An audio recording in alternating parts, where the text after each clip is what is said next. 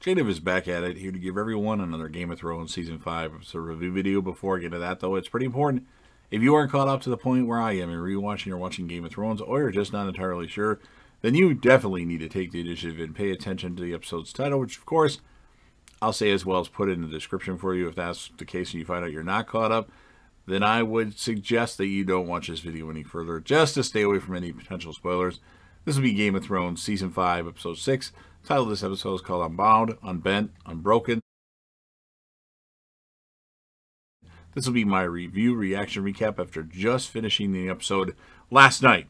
The Waif tells Arya that to pass the game of faces, she must be able to convincingly lie. Now, Arya plays with the Waif, who is able to detect that Arya is lying about her hatred for the Hound, despite her insistence to the contrary. Now, later, when a man brings his sick daughter to the temple so that she can die in peace, Arya lies to her that she was ill like her in the past and gives her the temple's poison water to end her suffering.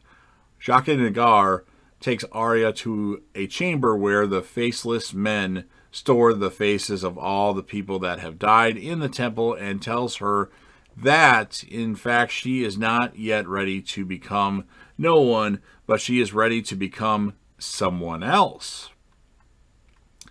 At the Sand Snakes, or as the Sand Snakes prepare to abduct Marcella, Bronn and Jaime disguise themselves as Dornish guards and infiltrate the water gardens to rescue her first.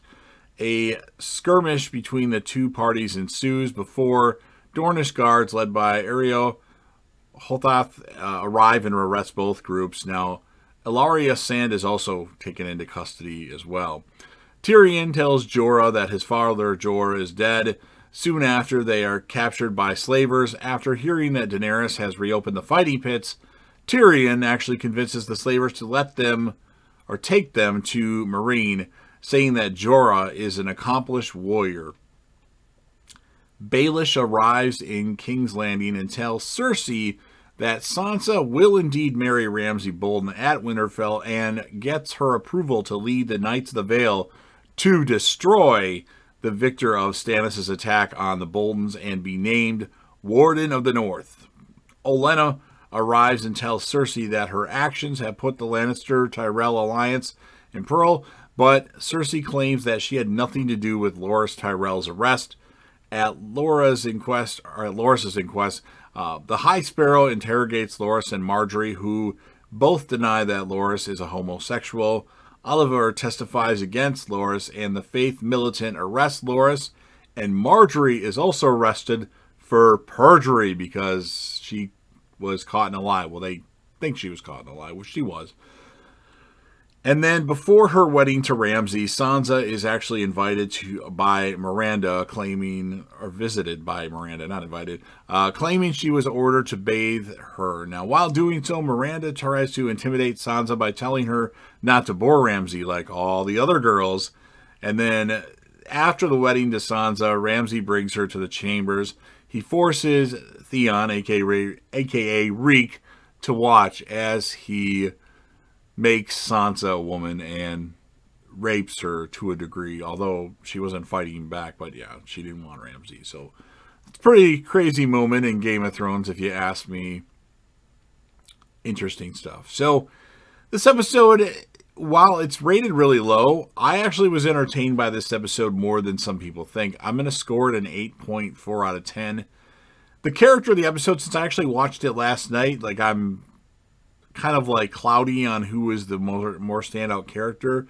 I think because the fact that they were going to kill them, Jorah and Tyrion, I'm going to give the character of the episode to Tyrion because he thought of something on the spot that worked, and they were going to kill him and chop off his penis, and Tyrion's like, no, how will they know it's a dwarf's penis? Because it's small. I beg to differ, or whatever he said. So you've heard what I have to say. Now, of course, it is your turn. First of all, if you're a fan of Game of Thrones, make sure you smash that like button. Even if you didn't like the last couple seasons, the show is still phenomenal. Although this season's a little hard to get through. I actually like Season 8 and Season 7 more than Season 5.